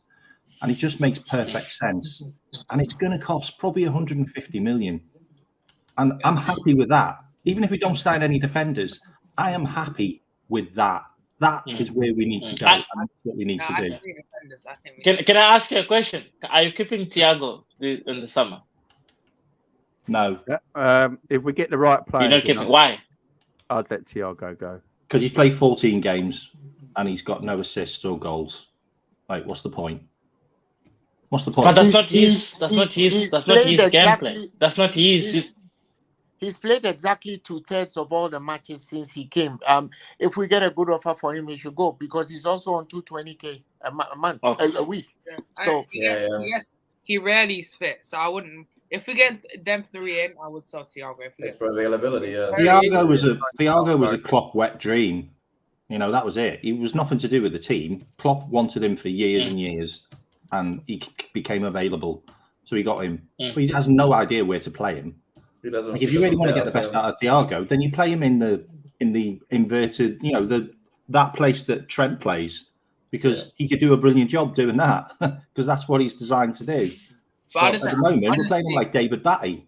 I don't think we sell Thiago, but if I was, I would just get him out because there should be good offers coming for him. I expect good offers. I think Barca might come in for him apparently. Xavi wants him, but yeah, I would send Thiago. I would. At the moment, we're paying 250 grand a week for a player to do the translation for Nunez. We paid 20 million for him. So if we get a good amount of money for him, given what we're trying to get, then otherwise you reduce his minutes so you can get as much out of him as possible. Because on his day, Thiago is an excellent player. I mean, when we played against Manchester City, he was excellent. So I mean, it's damned if you do, damned if you don't kind of thing. But I would sell him. Yeah, I would sell him. We need depth in the midfield. We need to be careful though that we don't overdo this whole self thing. I get what you're trying to say, but Thiago is kind of injury prone, so maybe we should move him on. Personally, I'd like to keep him just to make sure that we have the numbers. Or you keep the three midfielders in, you blend them in together. That's what you're supposed to do. You don't just go in there, okay, Kone, you've come in now, so you'll throw the first game of the season against flipping Wolves, and then Kone, you're playing first match. Mac Allister, you're playing first match. Like, no. That's what we did with Nunez. You have to blend. You have to put them in slowly. You can't just. That's why I think Mac Allister is like the. Out of them 3, I think Mac Allister is like the prem proven. So I think I have more trust in Mac Allister getting used to the system. That doesn't mean I don't trust Kone and Thuram. That does not mean, but I would rather trust Mac Allister just because he's prem proven. He knows the league. So, but I would probably start. Kone and Thuram are quality players. I'll take them, but Mac Allister, I trust Mac Allister more because he's prem proven. That's the thing. But I think they're quality players though. Kone. I mean, I agree with you, but they are 24, 22, and 21, so it shouldn't really be a problem. I think the Nunez matter is a slightly different issue. I think there was too much weight of expectation on his shoulders, And the comparison, the comparison with Haaland is his biggest issue. The guy has scored 15 goals. That's more than Suarez in his first year. So I think Nunes will come good. Let's just allow Nunes to do what Nunes can do and not compare him to anybody. I know. Exactly. Who made comparisons with Haaland Nunes, by the way? I do not know who the people said that. Like probably Twitter fans. A lot of them are I think it was our fan base. Media. It was the fan base, the media, and whether you like to discount it or not, the pressure from the media and the fan base is big. Don't forget that it informs decisions that even the manager makes. When we sit and rant and rave about him having to change formations and do this and do that, don't you see he responds by doing exactly what we say? Who says they don't watch these things? Of course they do. Right, before I get to Jenny, big up to Jenny who's back. Hey Jenny, how you doing? Before we get to Jenny, look,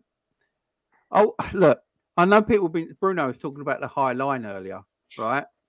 If we get Thuram in, Kone in, Mac Allister in, and we get this, is it Van der Van, whatever his name is, Mickey Van der Van, at the back, who's extremely quick.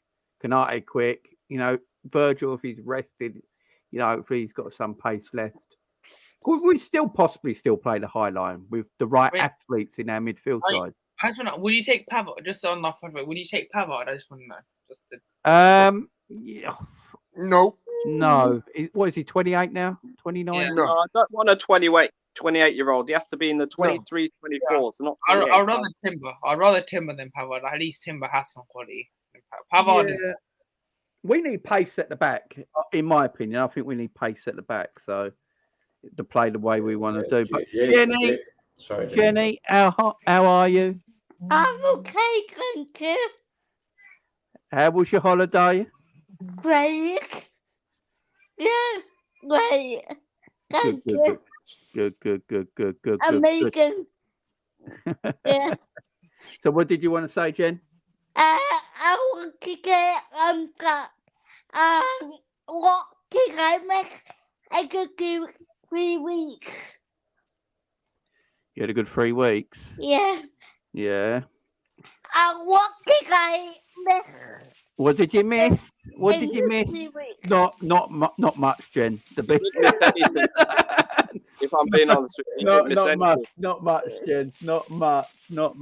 In fact, Jen, Jen, you probably went away at the right time. You're the one who's gonna bring the good signings because you missed a lot of draw. You missed a lot of draws.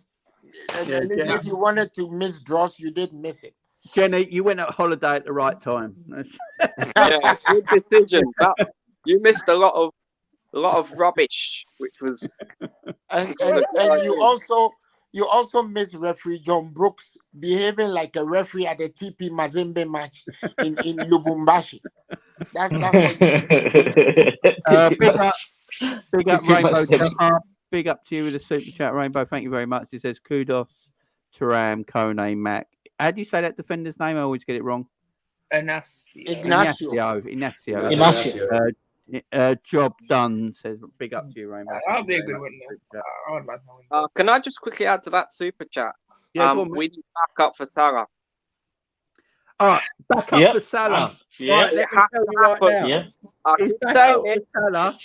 We all want that, but that's never happened. I think Salah's natural backup is Elliot. That is I think it's the problem is it's hard. Wingers, rarely any wingers won't cover. So the problem is who's out there that's gonna take cover like that. I can't think of any covers that would want to take that. If you look at football these days, a lot of footballers obviously want to play, and I mean Asensio Asensio would be good, but now he's going I think PSG, right? I don't rate Aston Villa. Yeah. Does anyone highly rate Asensio, or do you think he'd struggle? Asensio is not a Liverpool player. Not with this club system. I think he'd struggle in the Premier League. I really do. I think Asensio's more of a cam than a winger. Yeah. Asensio's more than a cam than a winger. What about, here you go, here's a Salah backup, a returning Sadio Mane. I'll take him. I'll take him any day. I'll take Sadio Mane back to Liverpool any fucking day. I'm taking him. No way. I don't want to not take money. No way. No. No, I don't want because we need to move on, man. That's like trying to bring back Fernando Torres. Like, that's like trying to bring John Arisa, man, and he's 47. Like, it's only got. Do you know why? Do you know why this might happen? Right? Because Sadio Mane is available for 10 million.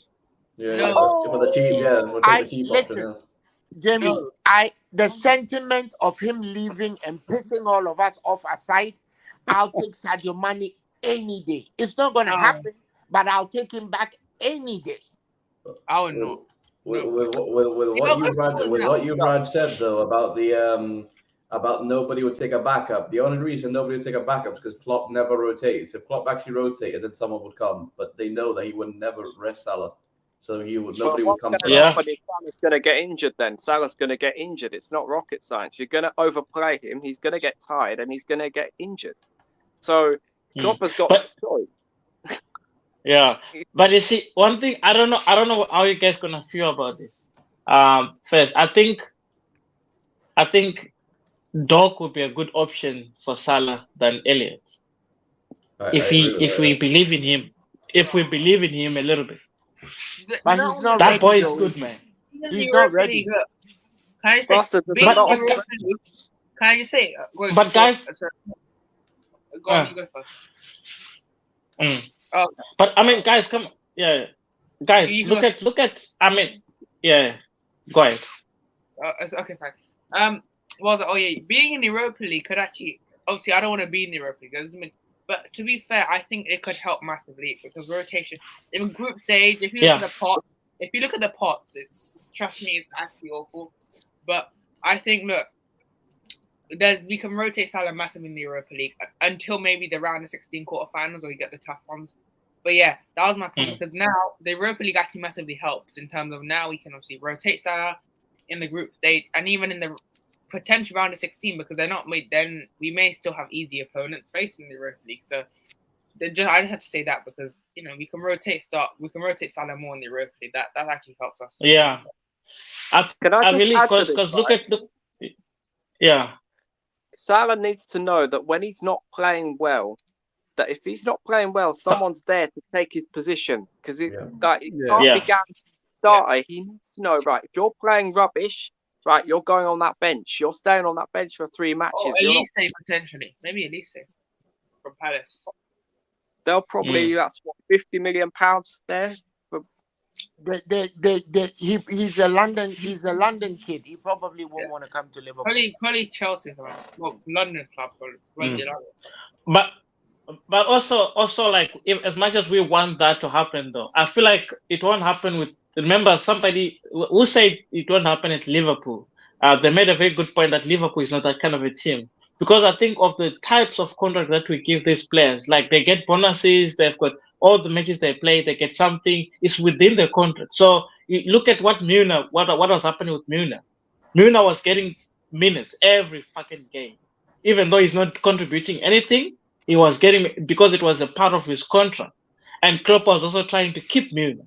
You see, and I think that's one of the reasons why Salah will never see Salah on the bench for a while unless if he's injured. But somebody made a point that he's going to get injured.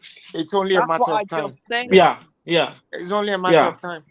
It's nature. It's science. When you work, when you keep stretching something that's elastic for so long, at a point in time, you attain the spring constant and it will break.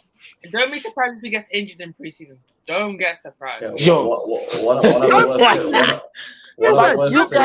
guys talking about rotation, right? You guys talking about rotation.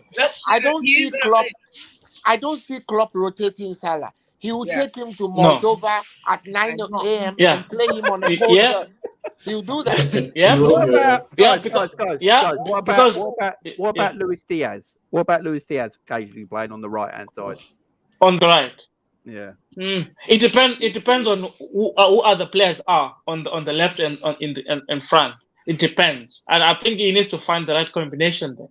Is it going to be Jota Gakpo or Nunes or Gakpo or Nunes Jota with Luis Diaz on the side. I'd also wish in the midfield as well. Because I think Diaz will play well if he's playing on the right, if Trent is in the midfield, and then we need another right back. I don't think for me, I think that would be a very good balance there. Trent's in the mid where he was playing for the past few games. Then we get maybe like a Livramento or Kyle Walker-Peters, or if we can get Pavard and then he plays on the right. Then Trent stays in the mid. We can play Diaz, or even Gakpo can play right wing if we can sometimes, or Jota as well. I think it would be a right. Yeah. Dean, yeah. If I were you, I wouldn't be trying to second guess Klopp and Linders. Wait. Because you might well see Khephren Thuram playing fullback, and Alexis. What in the name of Alexis in the goal? You will see Alexis in the goal post instead of Alisson. Don't second guess him. He has what something in the he name wants of to garbage do. is that? He has something he wants to do. Let's wait till they get to Singapore in the first match, and then we'll be able to tell what he's trying to do. Because you bring up a point. You bring up a point about Trent. What is he going to do with Trent? Yeah, I think he's gonna send them back to the East, like number, right back. I think. I don't think they are planning to play on anything. Yeah. If we have Alexis Mac Allister in the team, and if Alexis Mac Allister comes into the team, Trent doesn't get as much time on the ball. Right? Trent doesn't get it. It just makes sense. Trent doesn't get as much time on the ball. If Manu Kone is in the team, Trent doesn't get as much time on the ball. So what does he do with Trent? Is he going to go to a 4-2-3-1 formation? Is he going to do 3 at the back with a box 4 in the middle and the other 3 up top? It's that's why I said let's not try to second guess him, because if you try to second guess him, you see something that will shock and surprise you. Yeah, guys, how cold is this photo? How cold is this photo? Oh. Yeah. Oh, don't do that! Hey. I am gassed over this. I've seen this on Twitter. Yeah. This is like the 3 Musketeers, man. The French Revolution. Little FSG just for once, then just get. Can you imagine? They all look good as well. We've seen a lot of talking in the field, but we need to see action. These guys are averagely 20 feet tall, man. Can you imagine? Yeah. That's great. The 3 of them are 20 feet tall. Is that John Henry photo woman in the back to go get some credit? The one thing I will say about these transfers, obviously, this is all speculation right now. There's no ink on any paper. There's nothing done, nothing sealed. But the Mac Allister links are very, very strong, and I think that does happen. I think that's done. It's just I think it's a matter of time. The Kone links. I actually think what I've been reading today, I think the Kone links are actually stronger than the Thuram links. Yeah, I think Liverpool Kone, Kone is. I mean, Fabrizio did come out and say, I think we're talking to his agents. But the Kone one, I think we're in negotiations. I don't think Thuram one. I think we're like interested only, not a. Yeah, he's on the list. I think in order of he's on the list.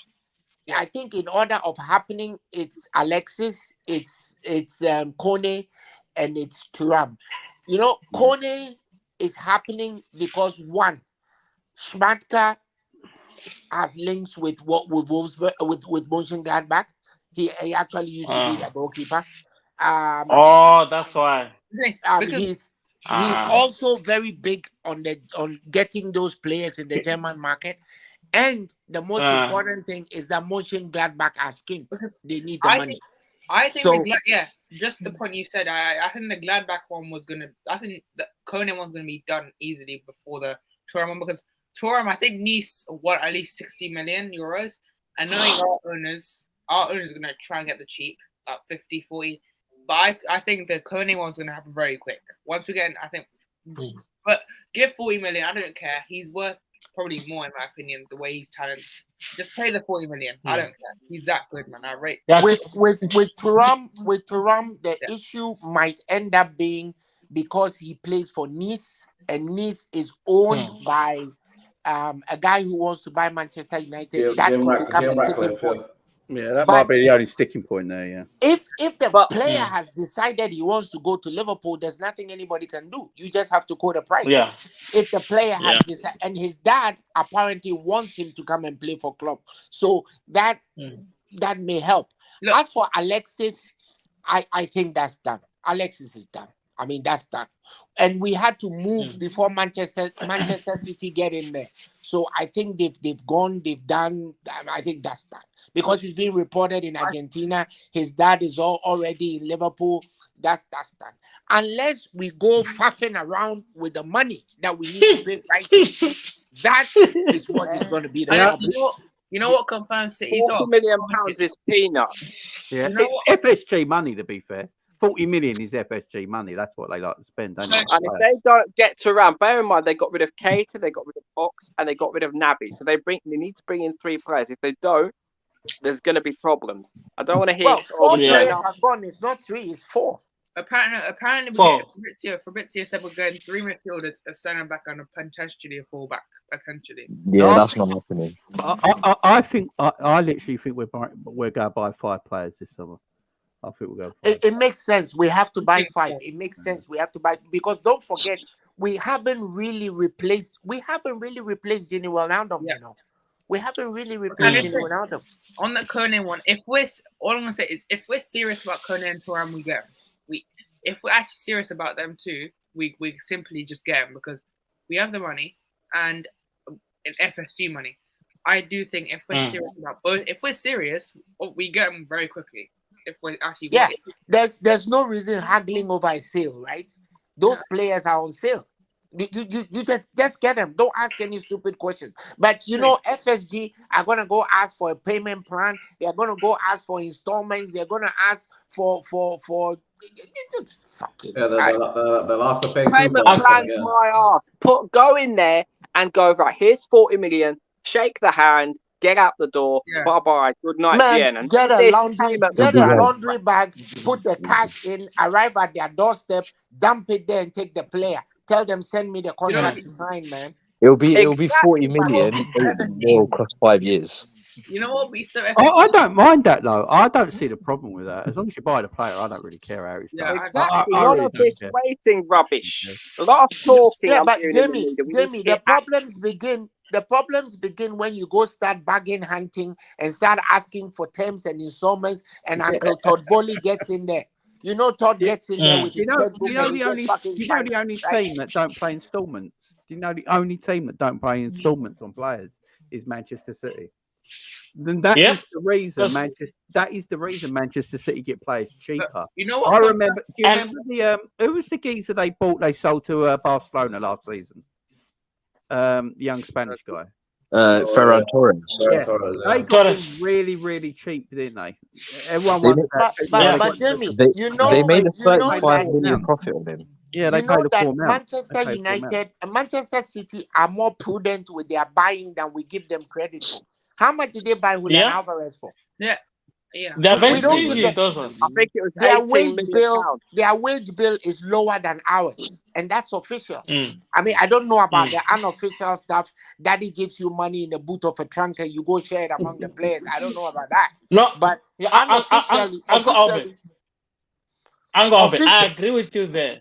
I agree with you there. I agree with you 100% because people underestimate Guardiola. They think he's just been spending money. If you look at his history, he's never really.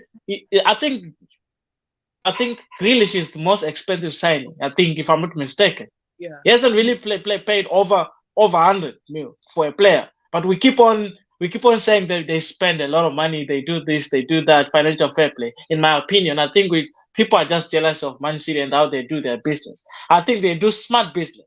Like Guardiola knows what he wants and he gets it, and he doesn't play around like 1 month negotiating on the phone. Yeah, I want you to come, like going on a dinner like Klopp, inviting you to his house so that you can, get to know them. giving you a hug and a kiss. and sending you prostitutes in the middle of the night, all that crap and nonsense. He doesn't do that. Exactly. Like, No. what in the name of garbage is all of that, man? Giving him a house tour, like walking him around Liverpool, like realistically, coming to take out your garbage and you know stuff. what really You know what I'm shows? saying? Yeah, he doesn't do that. Do you want to play for my team or not? That's being your milkman for a week, you know, that kind of stuff. Yes, because Delivering he's a your manager. newspapers, Because you know, like, delivering your because newspapers and stuff. I think Man City. Yeah, and oh, you go first. I found go. Yeah. I think people are just, like I said, jealous of Man City because yeah, it's not as simple as get the player and then it's done. You have to We all are. Yeah. The truth is, we all are. And Yeah, we yeah. the only thing we can accuse them of is being plastic and having no soul. The Yeah. problem with that we all have with Manchester City is simple. Where the fuck did you guys come from? You were playing championships some time ago, and a while ago, your best player was that Argentinian fullback or whatever. Yeah, that's the problem. If we're gonna be honest with ourselves, Manchester City have been very, very prudent. I mean, if you buy a player like Julian Alvarez for £15 million, that's the height of prudence. Today, as we speak, if you sell Julian Alvarez, £100 million, he will go just like that. So let's be honest, we are jealous of them because we in the traditional big six teams, we formed a Freemasonry and we think we own everything. So we are upset. You know, somebody in another program, very funny, right, said that Newcastle they look like they are prisoners from prison issue. You know, they're black and white stripes. Said they look like prisoners that are barged in on a party. The truth of the matter is we're jealous because we haven't done our things right. Look at what Liverpool has been doing over the past 4 seasons. No midfielder. How does a top team behave that way and not expect to go play Europa League? No, you're right. Albert, Man United are trying to join Newcastle with that. You seen their new away kit? Yeah. It's awful. Hang on, guys. Hang on. Jamie just joined. That Gangizik talk. Yeah, how's it going, you guys? All right? Just as, you know, with Manchester That's why I United, let Albert finish. Cool. just when you think that we have it bad, they do something even more stupid. Who, like, let me quote Bruno. What in the name of garbage is buying Anthony for 100 million euro? That takes the fucking biscuit. Look at Martial. Martial is injured again. He finished the match, got home, and got injured on his doorstep. Come on, guys. They just take the biscuit. Don't be surprised. Listen, don't be surprised if United pay 70 million for Mason Mount. You know United will pay 70 million. Oh yeah, they're going to pay. They're paying it. They're giving him 300 grand a week as well. Gangizik, what is that say, man? Not much. Well, first of all, I'm happy we're no longer linked with that basic baller Mount because I don't want him. He's as basic as they come. Second of all, Thuram. The thing is with Thuram, I was thinking, aren't Thuram and Kone very similar profiles of players? Because does anybody think them two are actual sixes? Because for me, they're not. I think they're both eights, personally. Well, and Thuram is a 6. I think Thuram is a 6. Kone plays a little bit more forward, don't he? Thuram is a 6. He's more defensive, Thuram. Kone is more attacking. Yeah, but I think the thing is, I think Thuram, but just because someone's more defensive doesn't mean they're a 6. You can get defensive 8s and you can get more like attacking 8s, and then obviously you can get the box to box ones. Because the reason why I say that is because I don't think. I think it will. I fear that it will either be one of Thuram or Kone with Mac Allister. Basically, what I'm trying to say is I don't think we'll sign 3 midfielders. I think we'll sign 2. The reason why is because the other midfielder we will have to sign, I think, is a DM, and I don't think we will sign a DM because you got to bear in mind Hendo's still at the club, Fabinho will still be there, and Bashech will still be there. That's 3 DMs. And unless one of them goes, I don't think we'll sign a DM, which is going to be annoying. But Fabrizio did say, I mean, I don't know, but he did say we're going to target 3 midfielders a defender and a fullback. Let's be honest. Fabrizio pretty much knows the same amount as the next guy. He's not really like he's not really like there when it comes to Liverpool news, because the thing is Liverpool are quite good at hiding, or like quite good at conserving information from the public. Like they're not as open as everyone. So I'd probably take what Fabrizio says with a pinch of salt, to be honest. I have a fear we won't. I actually have a fear we won't get a DM. Like I think we'll get 2 midfielders and a defense. I think maximum number of signings we'll get is 3. I think Klopp trusts Fabinho. I don't trust Fabinho, but I think Klopp's going to trust Fabinho. I think we get 3, but I would not be terribly surprised if he gets 2 and we stick with Fabinho as a DM. I would not be terribly surprised because the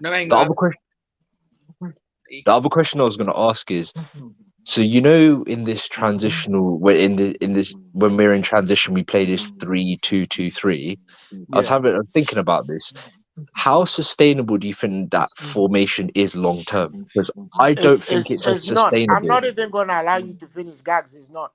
You know why it's not? You know why it's not? If you get a fast forward who's going to run through that space that you leave there, like happened with Kamaldeen Sulemana, like happened with that dude, what's his name? That Tottenham guy, Korean guy. Song. Or happens with a player like Vinicius Jr. You go down, right? You go down and you go down with speed. It won't happen. That was a last, that was something he tried simply because we didn't have anything else to do. But long term, you don't do that. And the biggest factor, of course, the last but not least, is the stress you are putting on Konate, because that guarantees you Konate plays 3 matches and goes home for the next 10. We all know Konate. He works too hard, man. We all know that Konate has hamstring issues. You don't put him in that position. The only way it works. Yeah, Konate is injury prone, man. The only way it works is, for me, the only way it works is if we're getting hit on transition, one of the pivots has to drop it back into centre back to form a 4. That's the only way it works. And the thing is Fabinho, out of the 2 pivots, so the 2 pivots we're gonna say, for instance, will be Trent and Fabinho. The one who's ironically the more defensively minded would be Fabinho, and that guy moves like a 4-wheeler truck, man. So I do not want him running back and up and down like when we're in transitions to tuck into a 4 when we get in a 10. But Gags, you know what? Before you joined the stream, I said something, and it's a caution I'll give you. Never ever try to second guess Klopp, because nobody knows what he's planning. Nobody fucking knows what he's planning. Look, for all you know, I will say that he's to me. Planning to use planning to use Khephren Thuram as a fullback. You never know. Nobody knows what Klopp is thinking about. He's gonna. Because Klopp always messes up something, like Yeah, nobody knows what stupid vision he will have between him and his bedmate Pep Linders. Nobody knows.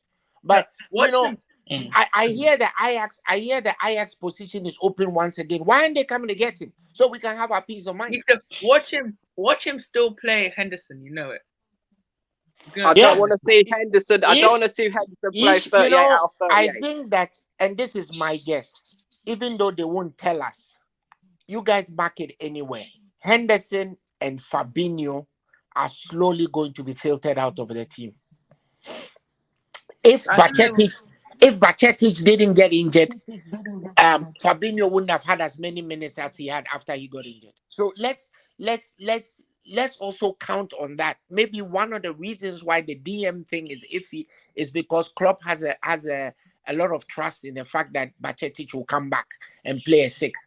I don't know, but guys, don't second guess Klopp. It's an exercise in simply getting hypertension. I think if Liverpool, hang on, if Liverpool get, say Liverpool do get, because I think Kone is more like, I think we'll get Kone over Thuram if we're going to get 2 with Mac Allister, because with the links with Big George in now, and Kone playing in Germany, I think that's easier transfer to be done. The Kone links are more like trustworthy. Yeah, and the Kone links are quite strong at the moment, quite hot.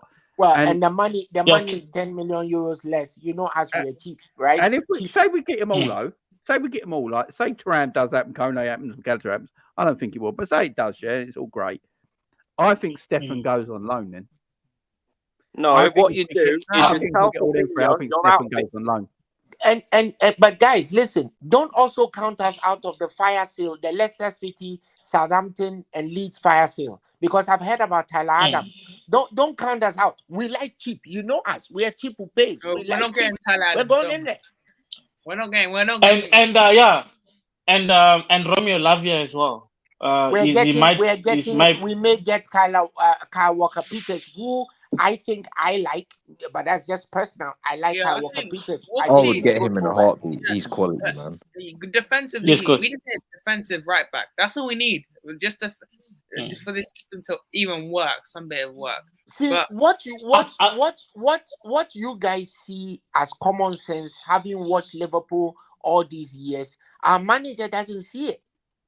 That I keep cautioning you guys. What you think is common sense is not common to Klopp. So he'll do something that will come and you'll be like, what does this guy get stuck? This guy, Klopp will probably play Henderson at the start of the season. So just get ready for Henderson to start. It's first game of the season next season. Yep. No. Well, basically, he's digging his own grave then. Yeah. He's digging his own grave. Remember, we also have Tyler Morton coming back. So I told you, Connor fucking Bradley is coming back. He said all the loanees. I'm quoting Klopp. He said all the loanees are coming back. Connor Bradley is coming back. Connor Bradley doesn't even look like he can get a drink in a pub, but he said he's coming back. Do you think 𝗜𝗡𝗙𝗢 will leave? Yes. Yeah, I think 𝗜𝗡𝗙𝗢 will leave. He's not having, because he's a quality player, man. He's a quality player. You know what? He's gonna find it. I think Kelleher's leaving. Apparently, Kelleher, the manager said he might leave. Kelleher is gonna leave Liverpool. So I think that's why. No. Klopp said he's unlikely to leave. Klopp said unless there's a massive fee that comes. Kelleher will leave. I'll tell you why he will leave. That's the reason why they've given Adrian a new contract. Kelleher will leave. That's why. No. No, you get rid of Adrian. You don't keep. Get rid of him, man. I think we're keeping Adrian. I think we're going to keep Adrian because of Kelleher's leaving. Because there's no way. Adrian already signed a contract. Adrian is the first person who's gotten a contract this summer. So it means that Kelleher is going to leave. What, are we keeping Adrian until he's 85? Yeah. Are you telling me he's going to be second choice? Yes. Nah, you can't do. No. Even the board are not that stupid. Remember, I told you. Even the board are not that stupid. I wouldn't count that. Watch him be second choice next season. He's going to be that. I don't think Kelleher's diabolical. I don't think Kelleher is going anywhere. Because they say that is diabolical. I've got to say though, Kelleher in that game against Southampton. Jamie, do you blame him? You are deputy to Alisson. Why would you want to wait till Alisson is 35? Do you know what, Albert? I think us finishing 5th is the reason Kelleher's going to stay next season, because he's going to get all the Europa League games. He's going to get all the Europa League games. Yeah. So I think he'll play enough next season to stay. But I've got to say one thing: Kelleher played like Adrian against Southampton. I ain't gonna lie. Yeah, he was terrible. I haven't actually got right. I might lose people here, but I haven't actually got a problem with Adrian being third choice. I really ain't. He's never going to play, so it don't really bother me too much. As long as because they say. What's it matter? Because Jamie, they say he's very good in the dressing room. He's very influential. He's like a Milner type of player off the pitch. So I think that's why they want to. Anything on the pitch, man. Well, all this off the pitch crap. Why don't they just get somebody from the light brigade and put him in the dressing room? Get a soldier and put him in the dressing room with a gun. Exactly, right? man. What in the name of garbage is this, man? Who are we going to get? Why should we put Jamie in the dressing room? Put Jamie in the dressing room. They don't want me in the dressing room. I'll be asking questions he can't answer. You know what I mean? Come on, me now. I don't know if there's these two words that Klopp always says in his press conferences, and honestly, like, if somebody ever said these two words like in front, he says them so much and they're so irate and irritating. I'd ban these two words. He always says, "Oh, we're in a good moment," or we created good situations. I'm just like, shut up, man. Like, it's just nonsense. You know why? Because Moment and situation. he Oh, thinks so in I love German. this He guy. thinks in German and speaks English. Yeah, but those two words, man, they're just horrible. Not Horror. even with the signings, he says in the moment we are good. In the moment with these players, in the moment that He is says always moments saying like that. like 1,000 times. He says, and it's Yeah, he absolutely always says like, that. It's so and it's annoying. absolutely fine. Europa is what do you mean by Europa is absolutely fine? Are you fucking nuts? We don't accept finishing top four. We don't do that here. We are not Tottenham bottlers. What in the name of garbage? Klopp was happy about Europa League. Like if you told any Liverpool fan, before the season you're gonna be Europa League, I think everyone would have been fuming. You think I don't get Klopp just is annoying sometimes. Well, he's been. But this was man. coming. See, this was coming. We got away with it. We got away with it about twice. And the third time, you don't get away with it. Remember 2 years ago, was it 2 years ago?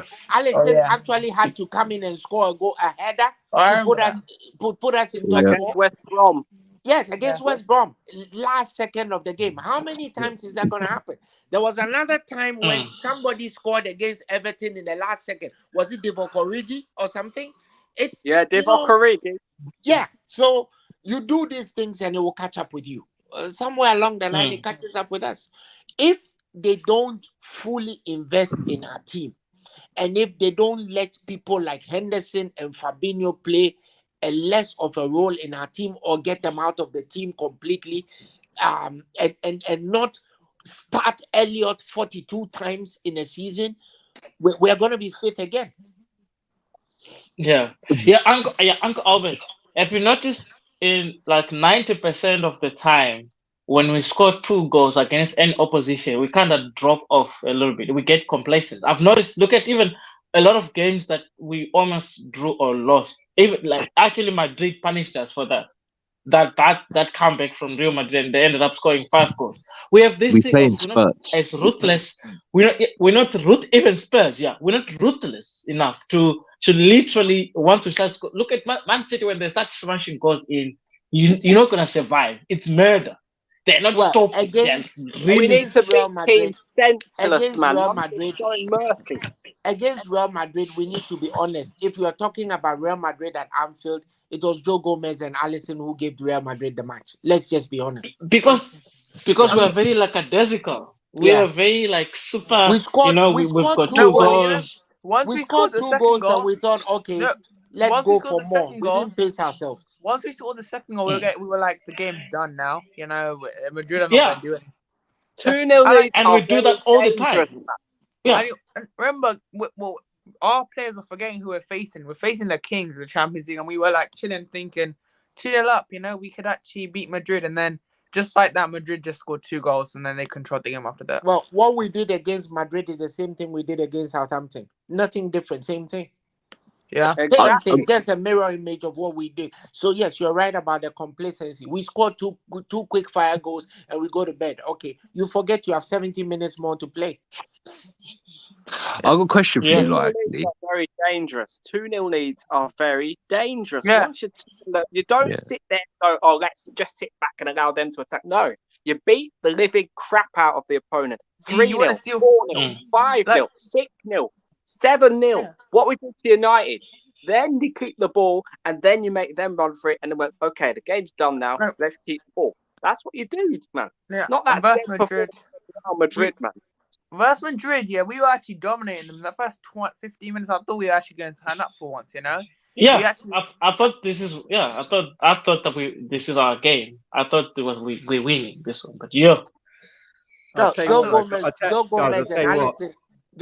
and Alisson gave that match away. I dare I dare Sevilla to finish third in their Champions League group next season. Oh yeah, but we'll draw. Somehow we'll draw Sevilla next year in the Europa League. Somehow, worst thing is we'll probably face them in the final and lose. I'm telling you right now, if Liverpool in Europa League, Liverpool should be favourites for that Europa League tomorrow. You know, if we're in it, I've said it before. I don't want to be in Europa League, but let's go and win it. You know, I don't want to be in it, but let's go and win it because at the end of the day, you saw what Arsenal, example like Arsenal, you saw what Arsenal did this season. They sacrificed every trophy for the Premier League, thinking it's guaranteed. Like the Premier League, let's be honest here. Do us people see us winning the Premier League? Probably not, because Man City you can't stop Man City the way they're going on and the signings they're gonna make. Probably they're gonna make signings. So I don't think we're gonna win the league next season. Let's just win Europa League. Let's take the other competition seriously. You know, the Carabao Cup, FA Cup. We should take them seriously because the league pretty much I don't see us winning. So for me, I want because of how bad we've been and how Klopp mortgaged the season, along with the recruitment staff. My minimum has to be a title charge for me. We have to be in the title charge. Title charge. But next year there are going to be 6 teams, right? 6 teams are going to qualify for the Champions League. We need to be one of them. We can't afford not to. No. Forget Champions League qualification. Title charge minimum. Yeah, title charge. Right. Yeah. So if you do a title charge and you don't quite get there, right? If you do a title charge and you don't quite get there, then you make do with Champions League qualification. But if you do Champions League qualification, you don't quite get there, it's either Europa or UCL, right? Yeah. No, but for me, like this is so for me, minimum has to be title charge and Europa League win. If we get knocked out of the Europa League, it has to be title charge and clean up the domestic trophies. No, we need to win. For me, my expectation is to win the league, but my realistic. No, I would like to, but I'm just giving him. I'm giving. Basically, I'm coming back to the question I asked on last week's call-in because I don't think some people answered, some people didn't, because of how bad we've been this season. A lot of it to do with Klopp and how he mortgaged the season by not signing midfielders, and it's come back to bite us in the arse. I think. What would Liverpool have to achieve next season for him to warrant being manager moving forward? Title charge. I agree. It has to be a title charge. I'll make this point very clear. Very clear. If I don't see a title challenge, Jürgen Klopp, I want him sacked by September the 1st. September the 1st. Okay. Not a bit. Wait until. Only not 3 weeks into the season. I know you're going to say that. No, because if you wait until December, the title race will be done and over, and then we'll be sitting here back in 12 months' time screaming, we waited 12 months, bloody. No, man. Right. On that note, we're going to call it there, guys. Great show. Big up to everyone. Thanks for joining. Big up, Jen. Jen, have you got something else to say? Go on, Jen. It's my birthday on Tuesday. Oh, happy birthday, Fuse. This Tuesday coming, yeah? Yeah. Oh, happy birthday, Jen. Happy birthday, Jen. Have a good birthday. Have a good one, Jen. Don't get too drunk. All right. No. Don't listen to him. Get too drunk. Yeah, get too you drunk. only get to do that once a year. Get too drunk. Drink enough wine to last you a lifetime. Do that. Right, have a good one, guys. Have a good one. Yeah. Drink some 12% Chardonnay. That will make your head spin. Yeah, get them birthdays in. There you go to Jen. There you go. Jamie, Jamie, when is another live, man? You need to do 4 hours, man. Come on, not 2 hours. 4 hours. We have so much to talk about. We have so much. I second that, Jamie. You need to give us. I'll do another cool show on. I'll do another one Saturday. All right. Give us a 4-hour rant, man. I'll do another one Saturday where you guys come in and talk about whatever you want. All right. I'll do it on Saturday. Right, guys. Thank you very much for joining me. I'll be back Saturday with another call-in show in with these lot, and they can chat for 4 hours, and I can go off somewhere and do something. So, big up to everyone. Thank you very much. Cheers, Jamie. Thank you for having me. Bye-bye.